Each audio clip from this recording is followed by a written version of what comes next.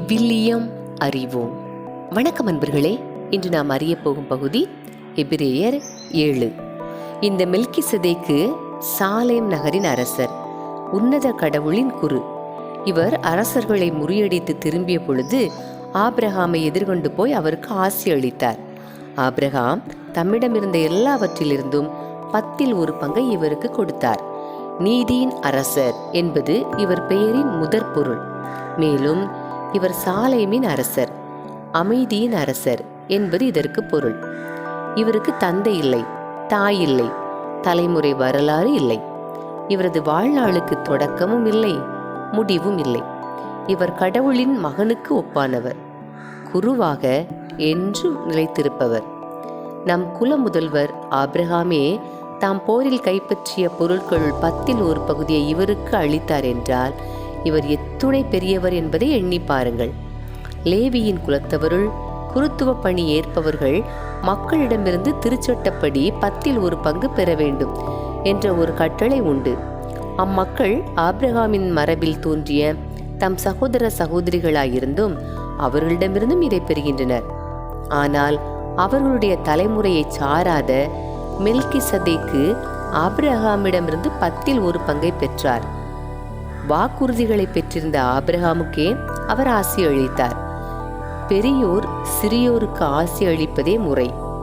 இதற்கு யாரும் எதிர்ப்பு தெரிவிக்க முடியாது. மேலும் 10% பெறும் லேவியர்கள் மாண்டு போகும் மனிதர்கள். மெல்கிசதேக்கோ வாழ்பவர் என சான்று பெற்றவர். அன்றியும் 10% பெறும் லேவியும் கூட ஆபிரகாமின் வழி 10% கொடுத்தார் என்று சொல்லலாம். ஏனெனில் மெல்கிசதேக்கு ஆபிரகாமை எதிர்கொண்ட போது லேவி தம் மூதாதையாகிய ஆபிரகாமுக்குள் இருந்தார் எனலாம். லேவியரின் குருத்துவ முறை வழியே இஸ்ரேல் மக்கள் சட்டத்தை பெற்றார்கள். அதன் வழியாக அவர்கள் நிறைவு அடைய கூடுமாயின் ஆரோனின் முறையில் அன்றி மெல்கிசதேக்கின் முறையில் வேறொரு குருவை ஏற்படுத்த வேண்டிய தேவை என்ன? ஏனெனில் குருத்துவ முறை மாற்றம் அடையும் போது திருச்சட்டமும் கட்டாயமாக மாற்றப்பட வேண்டும் அல்லவா? இவையெல்லாம் யாரை குறித்து சொல்லப்பட்டனவோ அவர் வேறொரு குலத்தைச் சேர்ந்தவர். அக்குலத்தைச் சேர்ந்த எவருமே பலிபீடத்தில் பணி செய்ய தம்மை அர்ப்பணித்தது இல்லை. நம் ஆண்டவர் யூதாவின் குலத்தில் தோன்றினார் என்பது தெளிவாக தெரிந்ததுதானே. குருக்களை பற்றி பேசிய போது மோசே அக்குலத்தை குறித்து ஒன்றுமே குறிப்பிடவில்லை. மெல்கிசதேக்கு ஒப்பான வேறொரு குரு தோன்றியிருப்பதால் நாம் மேற்கூறியது இன்னும் அதிக தெளிவாகிறது.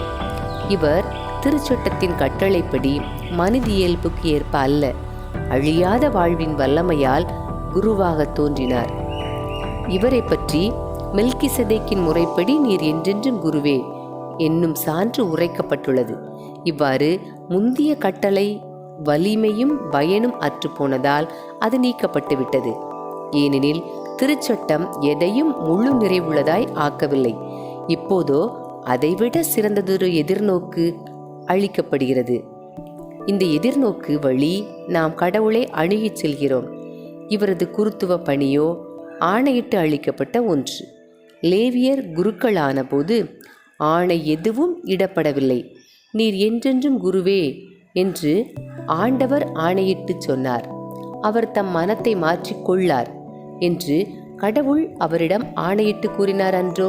இவ்வாறு இயேசு எவ்வளவு சிறந்த உடன்படிக்கைக்கு காப்புறுதி அளிப்பவராயிருக்கிறார்.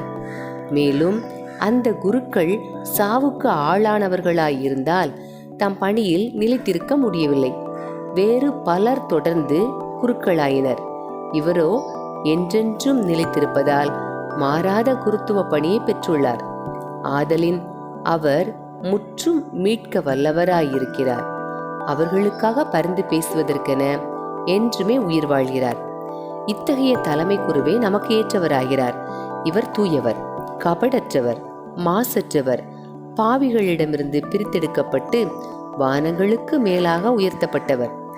ஏனைய தலைமை குருக்கள் செய்வது போல முதலில் தம்முடைய பாவங்களுக்காகவும் பின்னர் மக்களுடைய பாவங்களுக்காகவும் இவர் நாள்தோறும் பலி செலுத்த தேவையில்லை.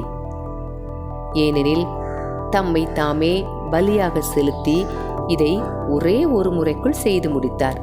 திருச்சட்டப்படி வலுவற்ற மனிதர்கள் குருக்களாக ஏற்படுத்தப்படுகிறார்கள்.